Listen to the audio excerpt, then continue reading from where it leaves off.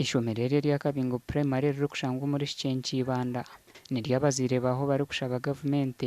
nabo kubijuka kandi mu kugamba kwabo okwiha district y'Ibanda hangwaho mu mwaka w'2025 tine cyombekwe kiragireho da district ne hangwaho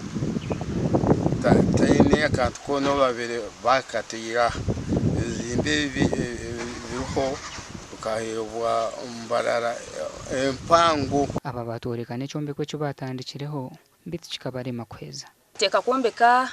cyo kizimbi twatwino buremezi bw'abana kushanga class 2 nsomero mu class emwe nangwa kubyerize byarema tuyihamuna headmaster munzu abana batandika kushomera munzu headmaster yenarara abo kugira ngo batwire no batwise kubahe mukono umunyeshengero w'Ibanda South John Paul ni kusima Panado nawe nuko kwimukeramo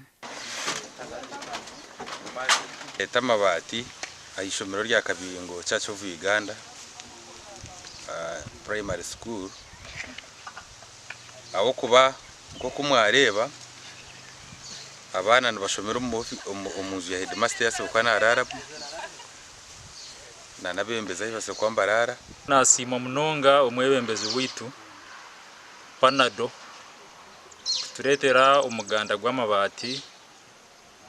twamanyisibwa ngo ishomerera abana bakacendera kandi umwaka guhirera bireriye n'abanigana nshanjo kandi ubwo hatabashikireho tubakashikire na 10 ati nyo wanje tindamute mu UPE aho kwata bakoza kwika aho kuba hati kirungi na UPE schools nizisinga Gashakwa Timote Mushabe.